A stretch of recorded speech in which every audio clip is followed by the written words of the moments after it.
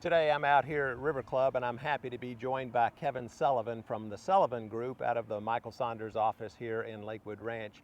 And Kevin is one of those good golf people. He previously taught golf and he is in real estate here and has been in real estate for a number of years. So today he's going to give us 3 golf tips for improving your golf game, and then he's also going to give us some tips that if you're looking for a golf community here in the Lakewood Ranch or surrounding area, he's going to have information on that as well. So if that's of interest, stick around. I have all the details coming right up. Which looks better, 1 or 2? 2 or 3? 3 or 4? 4 or 5? For a complete checkup, see your local realtor. Hello, it's MarkBoehmig, Michael Saunders and Company, and in this channel, Living in Lakewood Ranch, we cover all the areas around Lakewood Ranch, from Sarasota up to Bradenton and from Anna Maria Island down to Siesta Key. So if you get value out of these videos, just click that little subscribe button, ding the little bell. Every time we put on a new video, you'll be notified.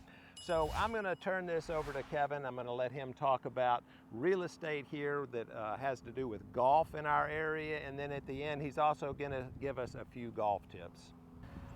So if somebody was to come here and they said, look, I'm a really good golfer, where would you guide them to go? I mean, I'm sure that we have different levels of courses. Some are really, really good.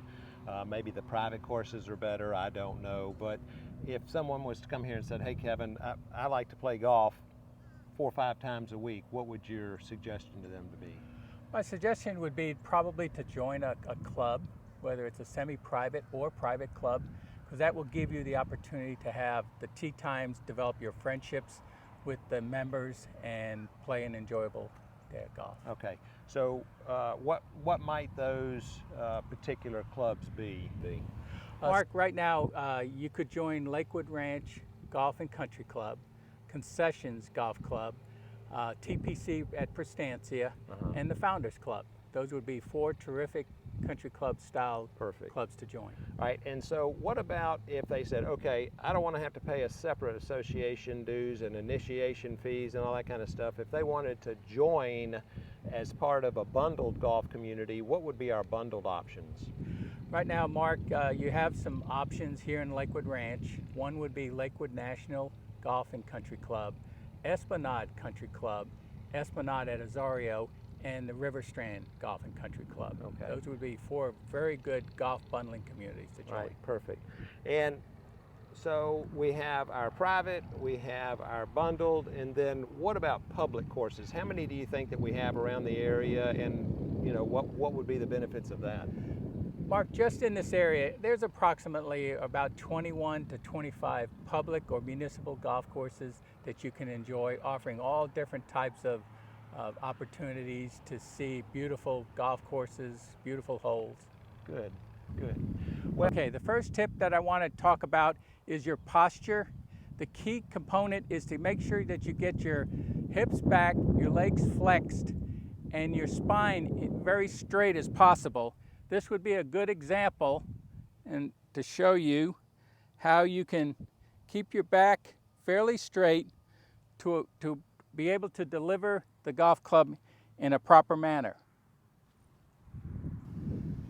This golf tip, I'm going to talk about how the club is going to transition to your back swing and the key. Now I'm speaking from a person that is right-handed, but I'll also refer to a left-hander as well.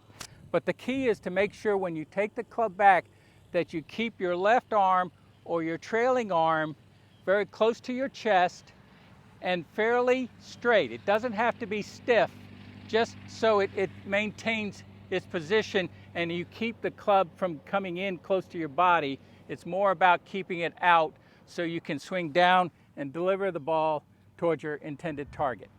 The third tip I'm going to talk about is once you get into your posture and you're ready to make the transition, you're wanting to make sure that you transition into your right hip. It allows you to get yourself in a position to now transition down over to your left side as you end up facing the target towards your intended line.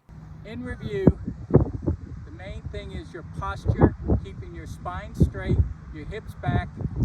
The second item will be your extension back with your left trailing arm. And the third tip will be getting yourself positioned into your right hip, allowing you to not do a lot of swaying, but more turning back towards your right hip. Good. Well, I'm going to put Kevin's contact information in the link below so that you can reach out directly to Kevin and Audrey Sullivan from the Sullivan Group so that you could connect with them to try and find your perfect golf community here in the Lakewood Ranch area. So Kevin, thanks so much for joining us today. And I really appreciate your golf tips that you put at the end. Of course, I'm not a golfer, so I'm sure that those that do golf know exactly what he's talking about. Kevin, thanks so much. Mark, thank you for your time. Appreciate it.